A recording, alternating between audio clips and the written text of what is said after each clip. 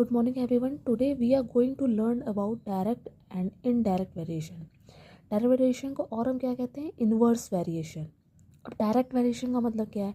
Direct variation का मतलब ये है कि जब किसी एक चीज़ की क्वांटिटी बढ़ती है, मान लीजिए फॉर एग्जांपल अगर x की क्वांटिटी इंक्रीज़ हो रही है तो उस y की भी क्वांटिटी क्या होगी, इंक्रीज़ हो रही है. अगर एक की वैल्यू इंक्रीज़ हो रही है तो दूसरे की वैल्यू भी इंक्रीज़ होगी.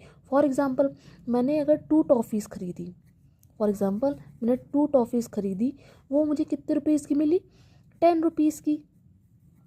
तो अगर मैंने टॉफ़ीज़ इंक्रीज़ करी, टॉफ़ीज़ मैंने इंक्रीज़ कर दी, फॉर एग्जांपल मैंने 5 टॉफ़ीज़ ले ली, तो हमारी कॉस्ट भी क्या होगी, इंक्रीज़ होगी. अगर 2 टॉफ़ीज़ 10 रुपीज़ की हैं तो 5 टॉफ़ीज़ कितनी, 25 रुपीज़ की हो जाएंगी. तो हमने अगर एक चीज़ एक्स की क्वांटिटी अगर इंक्रीज़ हो रही है तो वाई की क्वांटिटी भी क्या होगी, इंक्रीज़ होगी. उसी तरह अगर एक्स की क्वांटिटी डिक्रीज़ हो रही है, अगर एक्स डिक्रीज़ हो रहा है तो हमारा वाई भी क्या होगा, डिक्रीज़ होगा. फॉर एग्जांपल अब इसी का एग्जांपल हम लेते हैं, अगर 2 टॉफ़ीज़ की कॉस्ट 10 रुपीज़ है तो 5 टॉफ़ीज़ की कॉस्ट कितनी होगी, 25 रुपीज़ हो जाएगी. उसी तरह अगर एक्स हमारा डिक्रीज़ हो जाए, फॉर एग्जांपल मैंने यहाँ 2 टॉफ़ीज़ ली थी, हमने 1 टॉफ़ीज़ खरीदी, हमने एक्स की क्वांटिटी को डिक्रीज़ कर दिया तो हमारी वाई भी क्या हो जाएगा, डिक्रीज़ हो जाएगा. यहाँ पे क्या हो जाएगा, 5 रुपीज़. तो डायरेक्ट वेरिएशन का मतलब क्या है, जब एक चीज़ की क्वांटिटी इंक्रीज़ होती है तो दूसरी चीज़ की भी क्वांटिटी क्या होगी, इंक्रीज़ होगी. अगर हमारा एक्स इंक्रीज़ हो रहा है तो वाई भी इंक्रीज़ होगा.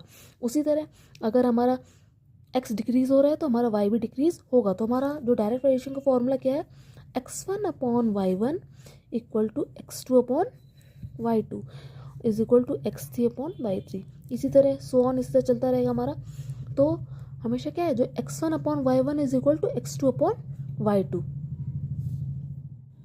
इसी तरह हमारा इनडायरेक्ट वेरिएशन और इन्वर्स वेरिएशन क्या है. इनडायरेक्ट वेरिएशन इसी का जस्ट अपोजिट है. डायरेक्ट वेरिएशन में क्या हो रहा था हमारा कि एक्स की क्वांटिटी इंक्रीज़ हो रही थी, वाई की क्वांटिटी भी इंक्रीज़ हो रही थी. एक्स की क्वांटिटी डिक्रीज़ हो रही थी, वाई की क्वांटिटी भी हमारी क्या हो रही थी, डिक्रीज़ हो रही थी. लेकिन इनडायरेक्ट वेरिएशन में हमारा क्या है, अगर एक की क्वांटिटी फॉर एग्जांपल अगर एक्स की क्वांटिटी इंक्रीज़ हो रही है तो वाई क्या करेगा, डिक्रीज़ होगा. और अगर हमारा एक्स डिक्रीज़ हो रहा है तो वाई हमारा क्या होगा, इंक्रीज़ होगा. फॉर एग्जांपल अगर एक रोड को बनाने के लिए 10 लेबर्स लग रहे हैं, 10 लेबर्स उस रोड को बनाने में 20 डेज़ ले रहे हैं. तो हमने अगर लेबर्स इंक्रीज़ किए, लेबर्स हमने 15 ले लिए तो डेज़ हमारे क्या हो जाएंगे, कम, काम जल्दी हो जाएगा. अगर लेबर्स बढ़ गए तो हमारा काम क्या हो जाएगा, जल्दी हो जाएगा. मान लीजिए फॉर एग्जांपल ये 15 डेज़ में हो जाएगा हमारा.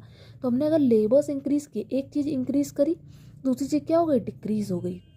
उसी तरह अगर हमने इसको डिक्रीज़ कर दिया, अगर फॉर एग्जांपल हमने यहाँ पे 8 लेबर्स कर दिए, ये डिक्रीज़ कर दिया तो वो क्या हो जाएगा, इंक्रीज़ हो जाएगा, वो हमारा और देर में काम होगा.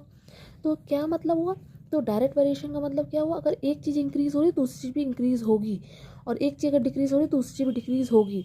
लेकिन यहाँ पे क्या है, इनडायरेक्ट वेरिएशन का फॉर्मूला हमारा क्या है, तो फॉर्मूला हमारा है x1 upon y1, x1 y1 is equal to x2 y2 is equal to x3 y3. यहाँ पे हमारा फॉर्मूला कहता है x1 upon y1 is equal to x2 upon y2 is equal to x3 upon y3, so on था. उसी तरह यहाँ पे फॉर्मूला हमारा क्या है, x1 y1 equal to x2 y2 is equal to x3 y3. Okay, I hope you like this video.